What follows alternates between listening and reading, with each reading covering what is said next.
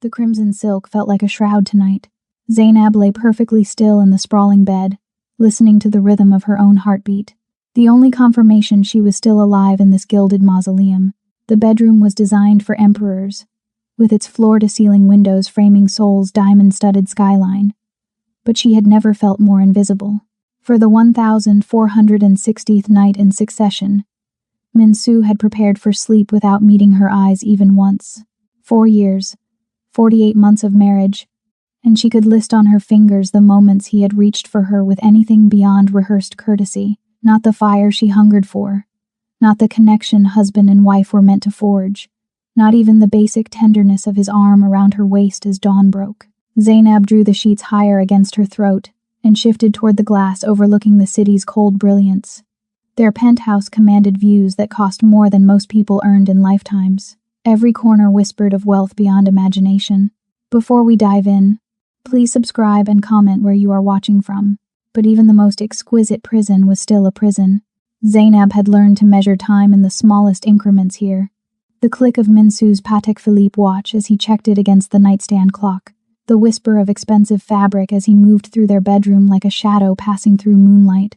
The careful, deliberate silence that filled the space between them like water filling a drowning woman's lungs. She remembered the first night in this penthouse.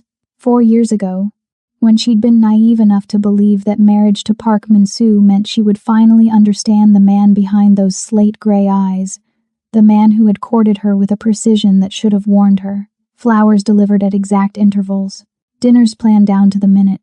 A proposal that felt choreographed rather than spontaneous. She'd mistaken his control for devotion.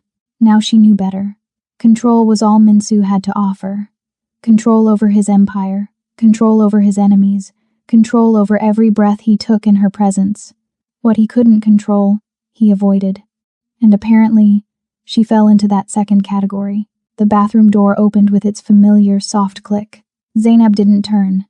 She'd learned not to expect anything from these moments. Min-soo emerged in his silk sleeping shirt and tailored pajama trousers, both in shades of charcoal that matched the shadows he seemed to carry with him.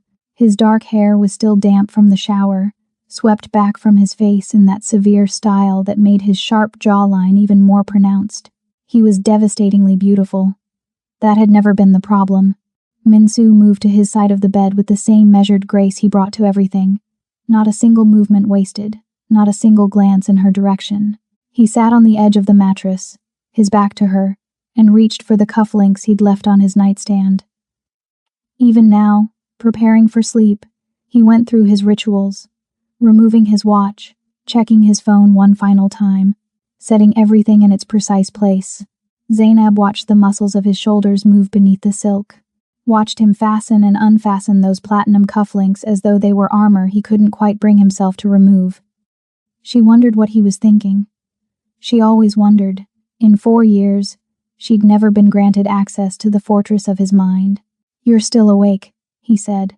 His voice was low, carefully neutral, the same tone he used with his subordinates, polite, professional, distant. "I am," she replied, matching his tone because what else could she do? Min-soo's shoulders tensed for the briefest moment. Then he continued his routine, placing the cufflinks in their velvet-lined box with surgical precision. "You should rest. It's late. It's late." As though she were a child who needed reminding of bedtime. As though they weren't married. As though she weren't lying 3 feet away from him in crimson silk pajamas he'd never once acknowledged, never once reached for, never once torn away in a moment of passion or need or simple human desire. "Of course," Zainab heard herself say. "Good night, Min-soo." "Good night, Zainab." He stood then, moving around to his side of the bed. The mattress dipped slightly as he settled in, maintaining what had to be a carefully calculated distance, close enough to share a bed, far enough to never accidentally touch. Zainab closed her eyes and felt the familiar burn behind her eyelids. 4 years of good nights. 4 years of careful distance. 4 years of sleeping next to a man who treated her like a priceless vase he'd been hired to guard but never to hold. The irony wasn't lost on her. She'd traveled halfway across the world, left everything she knew in Tanzania, embraced a new culture and a new life, all for a marriage that existed only on paper and in public appearances. At charity galas, Minsu was the attentive husband, his hand resting possessively on the small of her back. In business meetings, he introduced her with pride, his wife, his partner, but here, in the darkness of their bedroom, with Seoul's lights glittering like false promises beyond the windows, they were strangers who happened to share a surname and an address. The LED display on the nightstand clock read 1:47 a.m. Minsu's breathing had already fallen into the deep, even rhythm of sleep. He'd always been able to do that, shut down like a machine powering off. Regardless of what remained unresolved between them, Zainab kept her eyes on the ceiling, tracking the subtle shifts of light from the city below. Somewhere out there, people were living, loving, fighting, feeling something other than this endless, aching emptiness. She'd been patient. So incredibly patient. Waiting for him to open up. Waiting for the walls to come down. Waiting for any sign that beneath the ice, there was warmth meant for her. But patience had only bought her more of the same. More silence. More distance. More nights like this one, counting the minutes until dawn, when he would rise, dress in one of his immaculate suits, and leave for whatever business required the attention of Seoul's most dangerous man. Tomorrow, she decided, pressing her palm flat against her chest where her heart beat its lonely rhythm. Tomorrow, she would stop waiting. Tomorrow, she would start packing. The vibration of Minsu's phone shattered the silence at 1:53 a.m. Zainab felt rather than heard him wake. One moment he was deeply asleep, the next he was reaching for the device with the instant alertness of a predator sensing danger. She kept her breathing steady, her body still, playing the role of the sleeping wife while he read whatever message had summoned him back to his other life. The mattress shifted as he rose. She tracked his movements through barely opened eyes, the closet door sliding open. The whisper of fabric as he selected another suit, this one darker than night itself. The efficient sounds of a man who dressed in the dark 1,000 times before. Within 3 minutes, Park Min-soo was transformed back into the untouchable boss of Seoul's underworld, every trace of vulnerability erased. He paused at the bedroom door. Zainab felt his gaze on her back, heavy as a physical touch. For a heartbeat, she thought he might speak, might cross back to the bed, might finally say something real. The door closed with a soft click. His footsteps faded down the hallway. The private elevator chimed. Then there was only silence and the relentless tick of the nightstand clock marking 1:58 a.m. Zainab opened her eyes fully and stared at the empty space beside her. Still warm from his body, still carrying the ghost of his presence. How many times had she watched him leave like this? How many urgent meetings? How many emergencies that were always more important than the woman waiting in his bed? She sat up slowly, her crimson silk pajamas catching the city lights filtering through the windows. Her reflection in the darkened television screen showed a woman she barely recognized anymore. When had she become so hollow? When had she stopped fighting for more than polite exchanges and careful distance? The answer settled in her chest like a stone. Tonight. She'd stop tonight. Zainab moved with sudden purpose, crossing to the walk-in closet that was larger than the apartment she'd lived in back in Tanzania. Her fingers found the leather suitcase on the top shelf, the one Min-soo had given her for their first anniversary. For when we travel together, he'd said. They never had. She laid it open on the bed, the brass latches gleaming like small accusations. Then she began to fill it with the evidence of their marriage. The Cartier bracelet he'd presented to her at last year's charity gala, fastening it around her wrist without meeting her eyes. The limited edition Hermès scarf, still in its box, purchased by his secretary and signed with his name. The diamond earrings for her birthday. The pearl necklace for Christmas. The designer handbag she'd never carried because it felt like wearing someone else's taste, someone else's life. Each item folded carefully into the suitcase felt like a small death. Beautiful, expensive deaths. She moved through the bedroom methodically, gathering the pieces of a marriage that had never truly existed. The silk robe from Paris, the perfume from Dubai, the leather gloves from Milan. All of them gifts that said, I remember you exist without ever saying, I want you. Zainab was reaching for the jewelry box on her vanity when she heard it. The sound that stopped her heart mid-beat. The private elevator, chiming. Her hands froze on the jewelry box. It couldn't be. He'd just left. The meeting was. The penthouse door opened. Footsteps in the hallway. Familiar, deliberate. Coming closer, Zainab turned slowly toward the bedroom door, her pulse suddenly thunderous in her ears. The suitcase lay open on the bed behind her, damning as evidence at a crime scene. There was no time to hide it, no time to close it, no time to pretend this wasn't exactly what it looked like. The bedroom door swung open. Minsu stood in the doorway, his black suit perfectly pressed, his dark hair immaculate, but his eyes, those slate-gray eyes that never showed anything, were fixed on the suitcase with an intensity that made the air feel thin. For 3 seconds, neither of them moved. Neither of them breathed. Then his gaze lifted to hers. And Zainab saw something she'd never seen before in 4 years of marriage. Something that looked almost like fear, buried deep beneath layers of ice. "What?" Minsu said, his voice dangerously quiet. "Are you doing?" The words hung between them like a blade waiting to fall. Zainab's hands trembled against her sides, but she forced herself to stand straighter, to meet those steel-gray eyes without flinching. 4 years of silence had taught her many things, and one of them was how to appear composed even when her world was crumbling. "I'm leaving," she said. The words came out steadier than she'd expected. "That's what I'm doing." Minsu didn't move from the doorway, didn't step closer, didn't step back. He simply stood there like a statue carved from ice and shadows, his gaze moving from her face to the suitcase and back again. When he finally spoke, his voice was so controlled it could have cut glass. "Leaving?" It wasn't a question. It was an indictment. "Yes."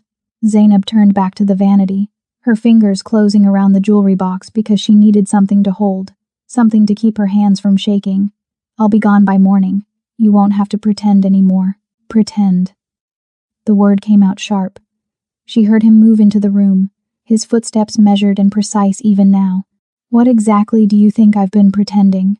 The laugh that escaped her throat was bitter and broken. "Everything, Minsu. You've been pretending everything." She spun to face him, the jewelry box clutched against her chest like armor. "That this marriage means something. That I mean something. That I'm anything more than another expensive acquisition you keep locked away in this penthouse." His jaw tightened. That was the only sign she'd landed a blow. "You don't understand." "No. You're right. I don't understand."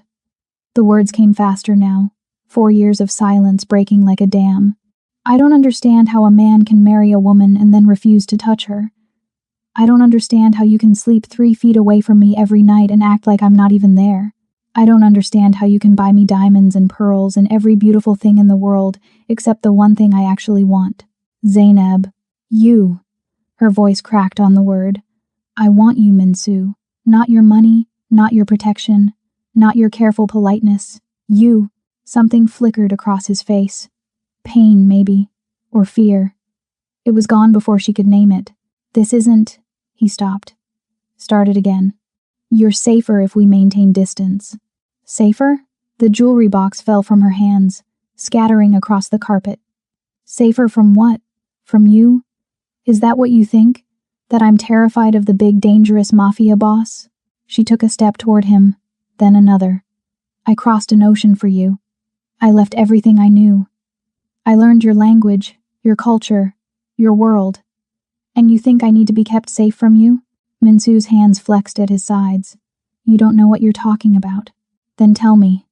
The words exploded out of her. "Tell me why you look at me like I'm something precious and then turn away.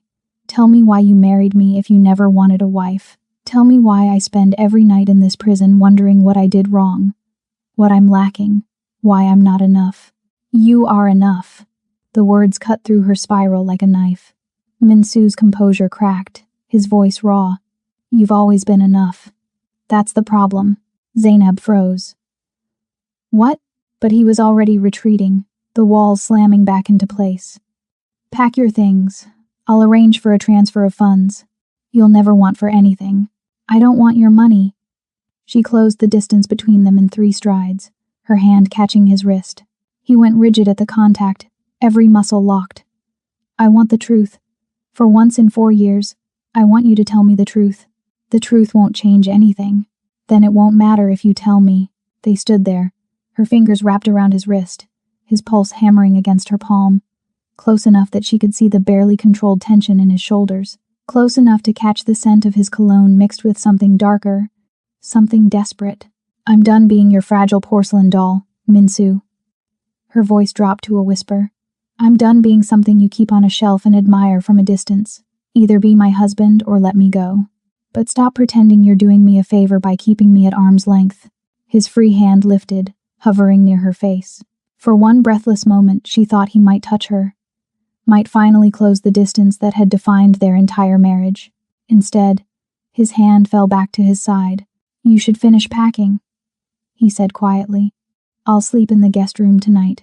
He pulled his wrist from her grip and walked toward the door, and something inside Zainab shattered completely. "No."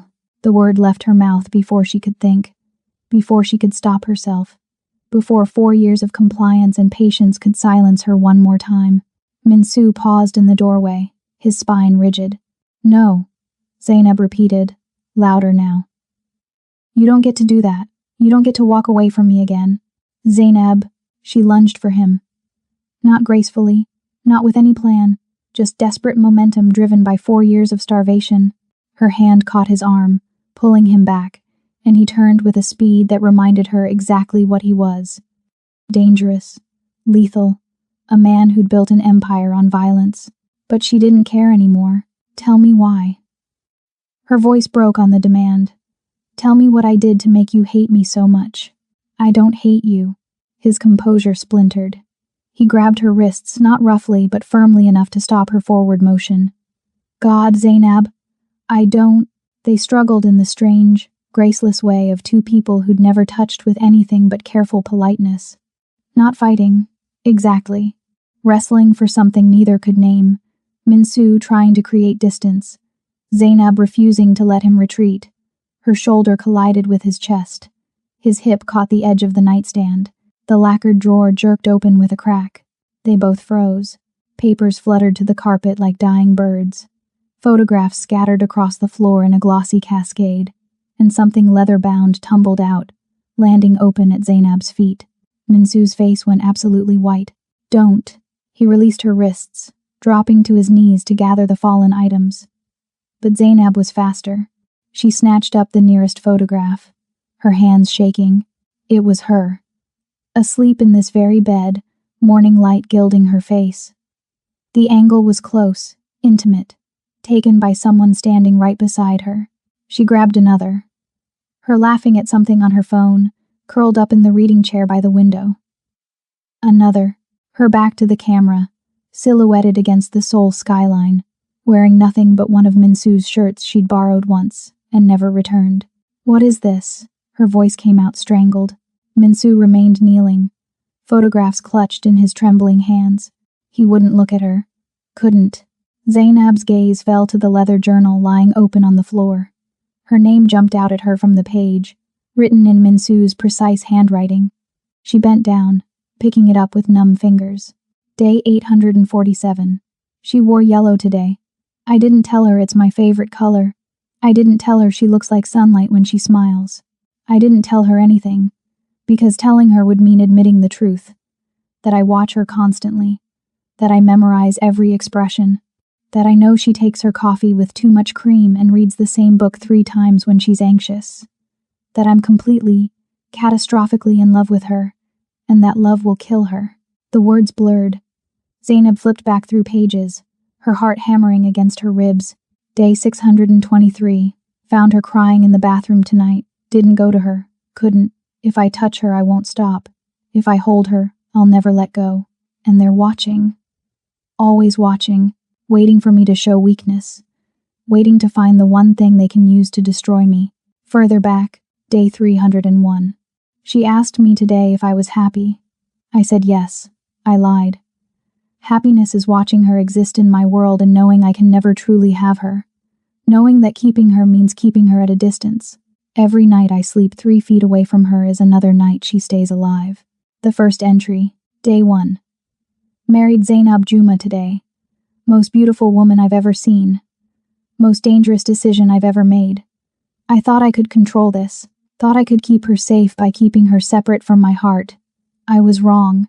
I loved her before I said I do. I'll love her until I stop breathing. And that love will be the death of us both. Zainab looked up, tears streaming down her face. Minsu was still kneeling amid the scattered photographs, his head bowed like a man awaiting execution. "You love me," she whispered. His shoulders shook. "Yes. You've loved me this whole time." "Yes." "Then why?" "Because everyone I've ever loved dies, Zainab," his voice cracked. "And you deserve better than to be my next casualty." The journal fell from her hands. 4 years of distance. 4 years of cold courtesy. 4 years of sleeping in the same bed while oceans stretched between them. Not because he didn't want her, because he wanted her too much. "Minsu," she breathed. He finally looked up at her, and the raw devastation in his eyes stole her breath. "I'm sorry," he said. "I'm so sorry." Outside, Seoul glittered on. Inside, everything they'd carefully constructed came crashing down. Minsu's hands were still full of photographs when he started speaking. His voice came out hollow, like something had been scraped out of him and left only echoes behind. Her name was Yuna. Zainab's breath caught. She sank down onto the carpet across from him, the journal still clutched in her lap, watching this untouchable man finally break open. "We grew up together, same neighborhood, same schools. She knew what I was becoming, what my family did, and she loved me anyway." His thumb traced the edge of one of the photographs unconsciously.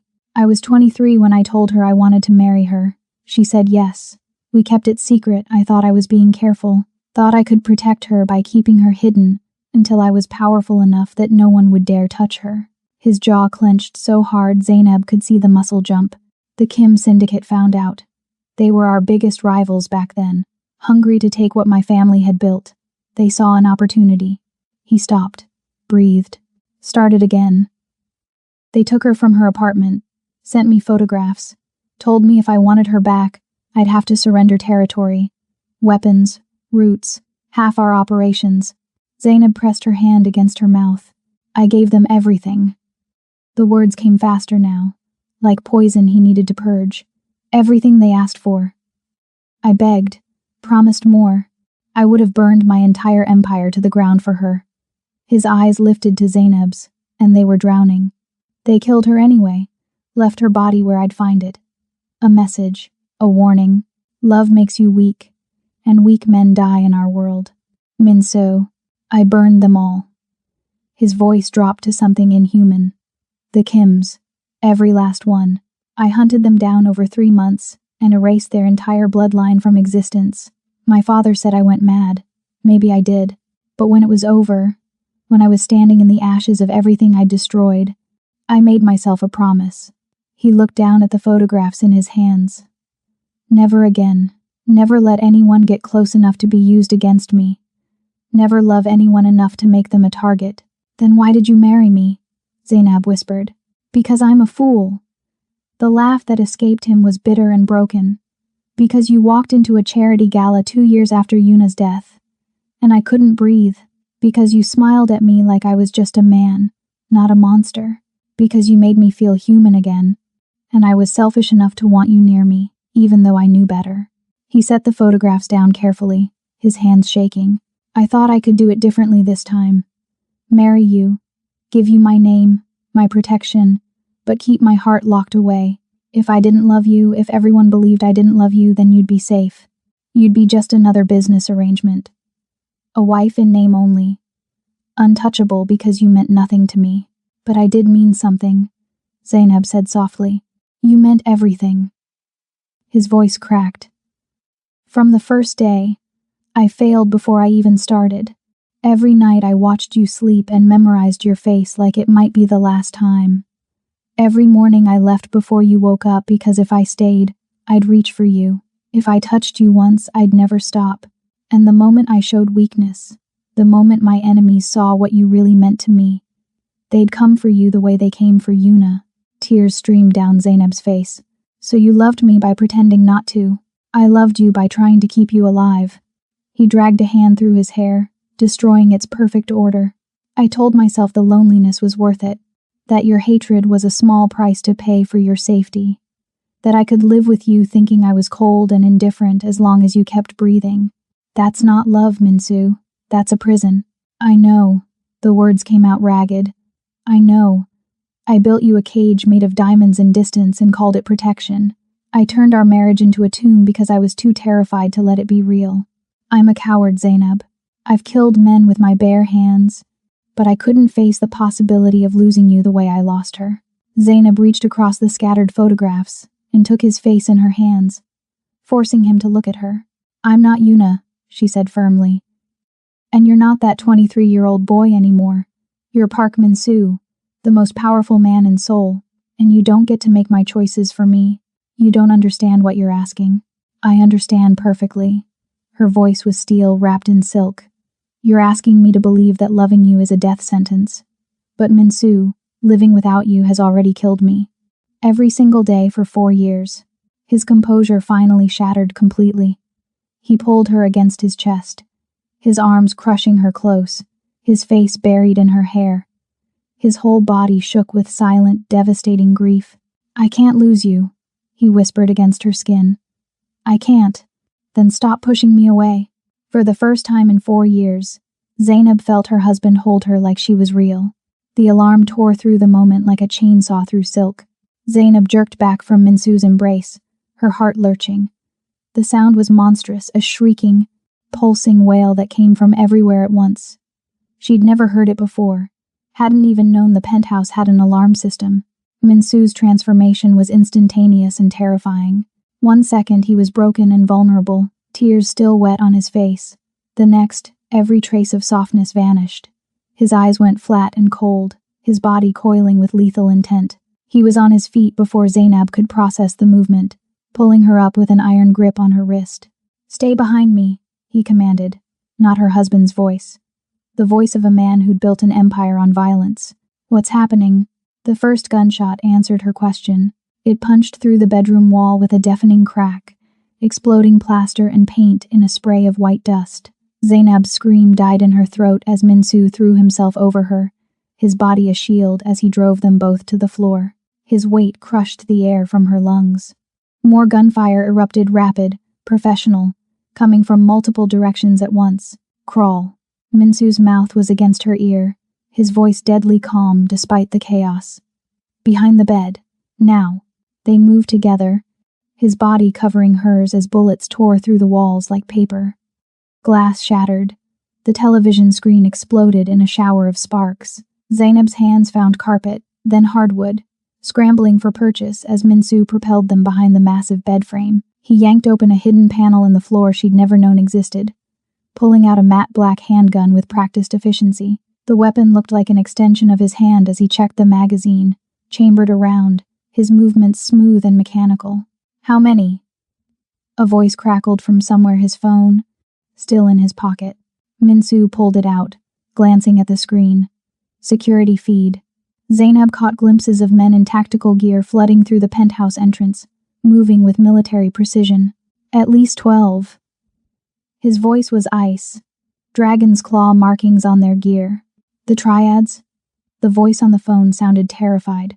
"Sir, we need to evacuate. Lock down the building. No one else gets up here." Min-soo's eyes found Zainab's, and for just a second, she saw the fear beneath the predator. "And call Jay. Tell him to bring everyone." More gunfire. Closer now. Heavy footsteps in the hallway outside their bedroom. Min-soo's hand cupped Zainab's face, his thumb brushing her cheekbone with devastating gentleness. "Listen to me very carefully. Everything I've done, every moment of distance, was to prevent exactly this. They found you anyway. They always do. Min-soo, I need you to trust me now. Can you do that?" Zainab nodded, her whole body trembling. "Good." He pressed a kiss to her forehead, hard and desperate. Then he was moving, rising from behind the bed with the gun raised, his body positioned between her and the door. The bedroom door exploded inward. 3 men in black tactical gear poured through, weapons raised. Min-soo fired twice before they'd fully entered. 2 bodies dropped. The third dove behind the dresser, returning fire. Wood splintered. A mirror shattered. Min-soo moved like death itself, fast and efficient. Another shot, another body, but more were coming. Zainab could hear them, boots on marble, shouted commands in Mandarin, the metallic click of weapons being readied. Min-soo retreated back behind the bed, his jaw set, his eyes calculating odds that clearly weren't good. "They're not here for me," he said quietly, reloading with swift, practiced movements. "They're here for you." The words hit Zainab like a physical blow. 4 years of watching, Minsu continued, his voice tight with barely controlled rage. 4 years of waiting for me to show weakness. And tonight, when I finally held you like you were mine, they saw it. They know now. They know what you mean to me. His prophecy had come true, and they were out of time. Minsu's hand locked around Zainab's wrist like a manacle. He hauled her up, moving with brutal efficiency toward the walk-in closet. Behind them, more footsteps thundered down the hallway. Voices shouting coordinates. The systematic clearing of rooms. "There's nothing in there," Zainab started. Minsu slammed his palm against a section of the back wall. It clicked, then swung inward with a pneumatic hiss, revealing a steel-lined corridor bathed in emergency lighting. A panic room. Of course he had a panic room. He shoved her inside. The door sealed behind them with a sound like a tomb closing. The sudden silence was deafening, no gunfire, no alarms, just the hum of ventilation and the frantic hammer of Zainab's heartbeat. The space was larger than she'd expected. Clinical. Banks of surveillance monitors covered one wall, showing feeds from throughout the penthouse. Weapons lockers. Communication equipment. Supplies. Everything needed to survive a siege. Minsu was already at the monitors, his fingers flying across keyboards. The screens flickered to life, showing men in tactical gear systematically searching every room. Professional, thorough, she counted 15, maybe more. "They're not just attacking," Minsu said, his voice tight. "They're hunting." One monitor showed the living room.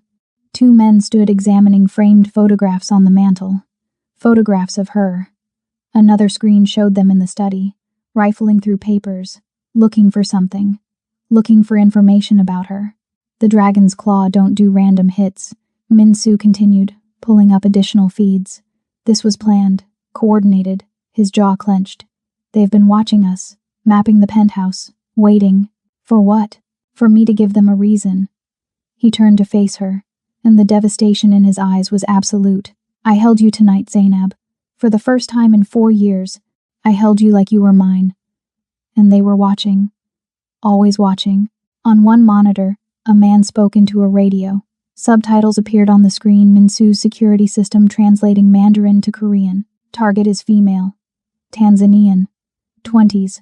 Priority 1, take her alive. Kill anyone who interferes." The words hung in the sterile air like poison. Minsu moved to a secondary panel, fingers stabbing at controls. A section of the far wall slid open, revealing a narrow passageway. "Emergency tunnel. Goes down to the underground garage. There's a car waiting, always fueled, keys in the ignition. GPS tracker will guide you to a safe house in Busan." "What are you talking about?" "You're leaving." He grabbed a go bag from a storage locker, thrust it into her hands. "Right now. I'm not going anywhere without you. Zainab. No." She dropped the bag. "You don't get to do this again. You don't get to push me away to keep me safe. They will torture you to get to me." His voice cracked. "They will hurt you in ways I can't." He stopped, breathing hard. "I've seen what the dragon's claw does to their victims. I won't let that happen to you. Then come with me." "I can't." He gestured at the monitors. "If I run, they'll chase us both. If I stay and fight, you have a chance to disappear." A chance. The word tasted bitter. "You want me to run while you face 15 trained killers alone. I've faced worse. Not while I stood by and watched you die." The words echoed in the steel chamber. On the monitors, the men were converging on the bedroom. 30 seconds, maybe less, until they found the panic room entrance. Minsu's hands cupped her face, his touch desperate. "I have spent 4 years keeping you alive by keeping you distant. I won't waste that sacrifice now. Please, Zainab. Please go." She looked into his slate-gray eyes and saw her answer reflected there.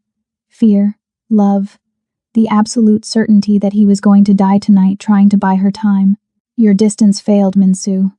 Her voice was steel. "They found me anyway. So if you think I'm going to run now and spend the rest of my life wondering if I could have saved you, you don't know me at all." His expression shattered. You'll die. Then I'll die as your wife. She grabbed the gun from his holster before he could stop her. Not as your prisoner. On the monitors, the men reached the closet. Decision time. For 3 seconds, Minsu stared at the gun in Zainab's hands. At her face, set with a determination he'd never seen before. At the woman he'd spent 4 years trying to keep safe by keeping her small. She wasn't small anymore. You don't know how to use that, he said quietly. Then teach me. Her finger found the safety, clicked it off. Right now, teach me. Or watch me figure it out on my own. Something broke in him. Something that had been holding together by sheer force of will for 4 years finally gave way. His shoulders dropped, his head bowed, and when he looked up again, his eyes were burning. Stance. His voice was rough, feet shoulder-width apart, dominant foot back, both hands on the grip. Zainab adjusted, mimicking his position. Aim center mass. 2 shots. Always. Never one. He moved behind her, his hands covering hers on the weapon, correcting her grip. Breathe out when you fire. Don't anticipate the recoil. On the monitors, the men were examining the closet wall. One knocked on panels, listening. They're going to find the entrance, Minsu said against her ear.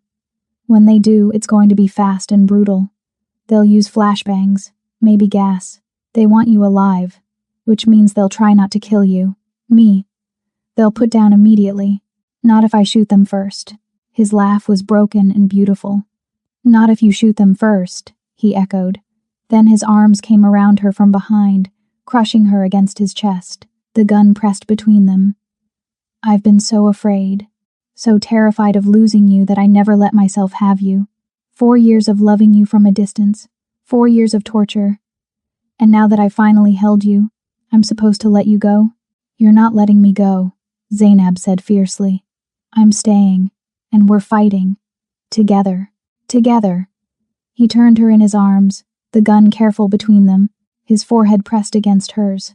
If we do this, if we fight together, there's no going back. They'll know what you mean to me. Every enemy I've ever made will come for you. Your life will never be safe again. My life was never safe, Minsu. You just pretended it was. The truth of it hit him like a bullet. She saw it in his eyes. 4 years of protection had been 4 years of delusion. The danger had been there all along. The only thing his distance had accomplished was making them both miserable. I love you, he said, the words raw and desperate. God help me. I love you so much it terrifies me. Every breath you take, every moment you exist in this world, I'm afraid it's the last. But losing you to fear, pushing you away to keep you safe, that's just another way of losing you, isn't it? Yes. Tears streamed down her face. Yes, it is. Then no more distance. His hands framed her face, thumbs brushing away her tears. No more pretending. No more trying to protect you by keeping you in the dark. You want to be my partner? My equal? I want to be your wife, Zainab said. Your real wife, in every way that matters. Then you are. He kissed her, hard and desperate and fierce. My wife, my partner, my heart. Whatever happens next, we face it together. On the monitor, one of the men found the seam in the wall. They're coming, Minsu said, pulling back. He moved to the weapons locker, pulling out a tactical vest, strapping it onto Zainab with swift, efficient movements. His hands were steady now, purposeful. Stay behind cover. Don't be a hero. When I say move, you move. When I say shoot, you empty the magazine. And when this is over, he looked at her, and for the first time in 4 years, she saw him completely. No walls, no distance, just the man she'd married, finally letting her in. When this is over, he said, I'm taking you to bed and not letting you leave for a week. Zainab laughed despite everything, despite the death waiting on the other side of the steel door. Promise? Promise. He took her hand, squeezed it once. Ready? The panel behind them started to hiss, unsealing. Ready, Zainab said, and meant it. They turned to face the door together. The door exploded inward with a deafening crack. Flashbang. Minsu shoved Zainab behind a steel support column as white light and concussive force tore through the panic room. Her ears rang, her vision blurred, but her fingers stayed on the trigger, just as he'd taught her. 3 men poured through the smoke. Minsu fired twice. 2 dropped. The third dove left, and Zainab didn't think she just aimed center mass and squeezed. 2 shots. The recoil kicked through her arms. The man stumbled, fell. Move! Minsu's hand found hers, dragging her through a secondary exit she hadn't noticed. They burst into a service corridor, emergency lighting casting everything in blood-red shadows. Behind them, more footsteps, more shouting. They moved through the penthouse like ghosts. Minsu knew every angle, every shadow, every piece of cover. Zainab stayed on his 6, her heart a war drum in her chest, the gun heavy and hot in her hands. They rounded a corner. 2 men. Minsu took one. Zainab fired at the second, her shots going wide. The man swung his rifle toward her. Minsu's blade found his throat first. "You're doing good," he said, reloading with mechanical precision. "Stay with me." They fought room by room, a brutal dance of violence and survival. Minsu was terrifying, efficient, and lethal, every movement calculated. But Zainab held her ground, learning with each engagement. Breathe, aim, fire, move. The building shuddered. Backup arriving, Minsu's men, finally breaching the lower levels. The tide was turning. They reached the living room. 4 men waiting, too many.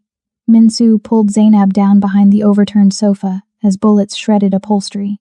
His magazine clicked empty. He reached for his spare, and that's when Zainab saw it, the 5th man, emerging from the kitchen, rifle raised, aimed at Minsu's exposed back. She didn't hesitate. 3 shots. The first missed. The second caught him in the shoulder, spinning him. The third hit center mass, and he went down. Minsu turned, saw the body, saw her smoking gun. Their eyes met across the ruined living room, and something fundamental shifted between them. Recognition, respect, equals. "Nice shot," he said, and the pride in his voice made her heart soar despite the chaos. His men flooded in a dozen armed soldiers in tactical gear, securing the penthouse with ruthless efficiency. The remaining Dragon's Claw members were subdued, executed, or fleeing. It was over in minutes. Minsu stood, pulling Zainab up with him. They were covered in plaster dust and cordite residue, his suit destroyed, her pajamas torn. He cupped her face, checking her for injuries with shaking hands. "You saved my life," he said, voice rough with emotion. "I told you," Zainab replied, pressing her forehead to his. "Partners." Jay appeared, Minsu's second in command, surveying the carnage with grim satisfaction. "The Dragon's Claw leadership is requesting negotiation. They say this was unauthorized, a rogue cell." "Tell them negotiation time is over," Minsu said, his arm steel around Zainab's waist. "They came for my wife. I'm coming for their empire." Jay's eyes widened slightly, glancing between them. "Your wife." "Sir, if we acknowledge, everyone will know what she means to me." Minsu looked down at Zainab, and she saw the decision in his eyes. The final wall coming down. "Good. Let them all know. Let every enemy understand. Touch her, and I burn the world." Zainab smiled, fierce and wild. "Together, together," he echoed, and kissed her there amid the ruins and the blood, sealing their partnership in fire. Dawn broke over Seoul in shades of gold and amber as they returned to the bedroom. The penthouse was quiet now, Minsu's men having removed the bodies and secured the perimeter, but the scars remained, bullet holes in the walls, shattered glass, the faint smell of cordite and destruction. Zainab stood at the window, watching the city wake. Behind her, she heard Minsu moving, the rustle of his ruined jacket being discarded. When his arms came around her waist, she leaned back into his chest, finally allowing herself to feel the exhaustion, the terror, the overwhelming relief of being alive. "I was so afraid," he whispered against her hair. "When that man aimed at you, when I saw you in the line of fire, I understood. I finally understood why I kept you distant. Because losing you would end me, Zainab. Not just hurt me, end me completely." She turned in his arms, her hands finding his face. There was blood on his collar, a cut above his eyebrow, bruises forming along his jaw. He'd never looked more human, more real. "But you didn't lose me," she said softly. "I'm right here." "You are." His thumb traced her lower lip. "And I'm done being afraid of that." He kissed her then, and it was nothing like the desperate, violent kiss in the panic room. This was slow, reverent, a man touching something sacred he'd denied himself for far too long. Zainab's hand slid into his hair, pulling him closer, and he groaned against her mouth. "Zainab," he breathed. "I need—" "Yes," she answered before he could finish. "Yes to everything." They moved to the bed, the same bed where they'd slept apart for 1,460 nights. But tonight was different. Tonight, Minsu's hands trembled as they traced her body, learning her with a hunger that made her breath catch. Tonight, she finally understood what it meant to be touched by someone who loved her with terrifying completeness. The crimson silk pajamas fell away. The distance evaporated. And for the first time in 4 years, they became husband and wife in every way that mattered. Later, as dawn fully claimed the sky, Zainab lay in Minsu's arms, her head on his chest, his heartbeat steady beneath her ear. She'd never felt so complete, so whole. Her eyes found the suitcase, still lying open at the foot of the bed, half packed with its collection of empty gestures. "Burn it," she said. Minsu's chest rumbled with quiet laughter. "The suitcase? Everything. The gifts, the distance, all of it." She looked up at him. "I don't want reminders of what we were, only what we are now." He kissed her forehead, lingering there. "And what are we now?" "Unbreakable," Zainab said. "Dangerous. Together." "Together," he echoed, the word a promise. She closed her eyes, finally allowing sleep to take her. For the first time in 4 years, she fell asleep in her husband's arms. And for the first time in 4 years, Park Min-soo held his wife through the night. His partner, his equal, his heart. The distance was gone, and they would never go back. If Zainab and Min-soo's story left you breathless, you're in the right place. This is just one of the intense, addictive romance stories waiting for you on my channel. Hit that subscribe button so you never miss the next story that will consume your thoughts for days. Comment below. Which moment destroyed you? Was it the journal, the panic room confession, or when Zainab saved his life? Share this story with someone who needs a new obsession. Trust me, they'll thank you later. Your next addiction is just one click away. Subscribe now.